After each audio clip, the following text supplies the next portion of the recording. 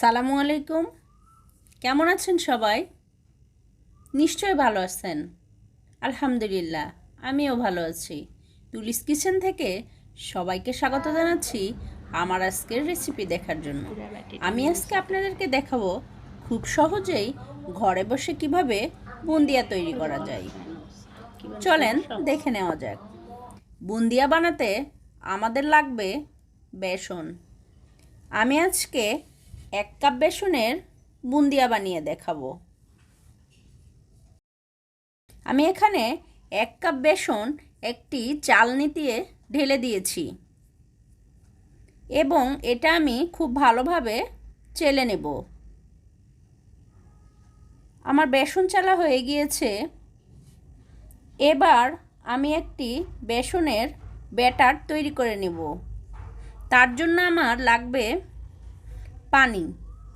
আমি এখানে অল্প অল্প করে পানি দিয়ে ব্যাটারটা খুব সুন্দরভাবে তৈরি করে নেব। ভালো বুন্দিয়া না হওয়ার যে প্রধান কারণ সেটি হচ্ছে বেসনের গোলা ঠিকমতো তৈরি না হওয়া। কারো পানি বেশি হয়ে যায়, আবার কারো পানি কম হয়ে যায়। আস্তে আস্তে ঘুরিয়ে ঘুরিয়ে সুন্দর করে ব্যাটার তৈরি করে নিব। আমার এখানে ব্যাটার একদম তৈরি হয়ে গিয়েছে। এবার আমি এখানে সামান্য ফুড কালার অ্যাড করব। আপনারা চাইলে নাও দিতে পারেন, কিন্তু কালারটা দিলে দেখতে একটু ভালো হয়। কালার দেওয়ার পরে ভালোভাবে এটিকে মেখে নেব।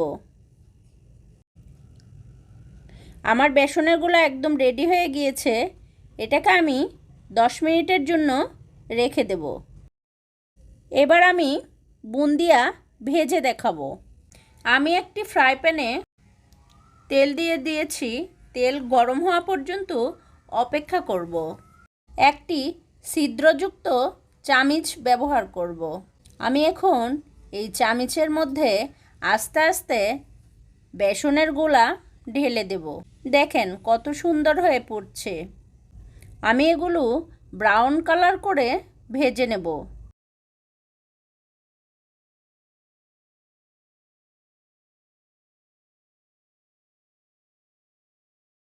আমি এবার এখানে একটি স্টিলের চামিচ দিয়ে ভেজে দেখাবো।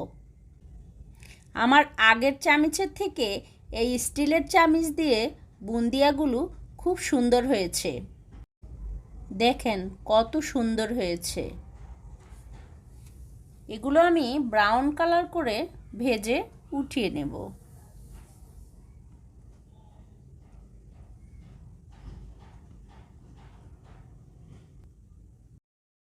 এবার আমি শিরা তৈরি করে দেখাবো। তার জন্য আমি একটি ফ্রাই প্যানে 2 কাপের মতো পানি নিয়েছি। আমি এখানে 1 কাপের একটু বেশি চিনি দিয়েছি। এবার এটাকে ভালোভাবে নেড়েচেড়ে মিশিয়ে নেব।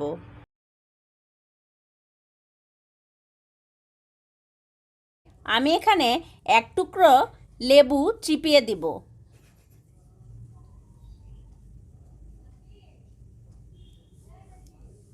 কারণ এই লেবুর রস দিলে চিনি শিরা জাল দেওয়ার পরে এটা কখনো জমে যাবে না।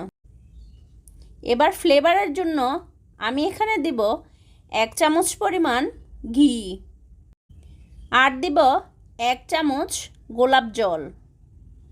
আপনারা চাইলে এইখানে এলাচের গুঁড়ো দিতে পারেন।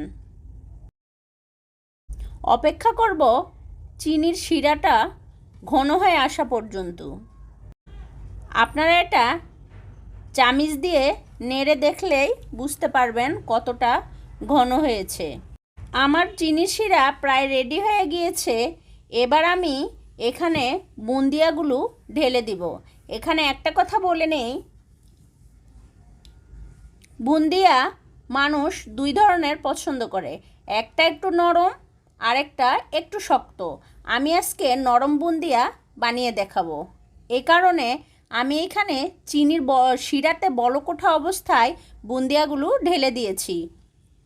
আর আপনারা যদি একটু শক্ত খেতে চান তাহলে চিনির শিরা চুলা থেকে নামিয়ে তারপরে বুন্দিয়াগুলো ঢেলে ঢাকনা আটকে দিবেন। আমি এখানে চুলার জাল একটু লো করে দিয়েছি, দিয়ে 5 মিনিট অপেক্ষা করব। আমার 5 মিনিট হয়ে গিয়েছে। এবার ঢাকনা খুলে দেখি, চলেন কি অবস্থা। দেখেন বুন্দিয়াগুলো কত সুন্দর নরম হয়েছে, দেখেই বোঝা যাচ্ছে। এটা খেতেও খুবই মজা ছিল। দেখেন আমি একটি চামচের সাহায্যে উঠিয়ে দেখাচ্ছি। আশা করছি আমার আজকের রেসিপিটি আপনাদের ভালো লেগেছে। যদি ভালো লেগে থাকে তাহলে অবশ্যই আমার চ্যানেলটি সাবস্ক্রাইব করবেন এবং আমার পাশে থাকবেন। সবাই সুস্থ থাকবেন, ভালো থাকবেন আর আমার জন্য দোয়া করবেন। আল্লাহ হাফেজ।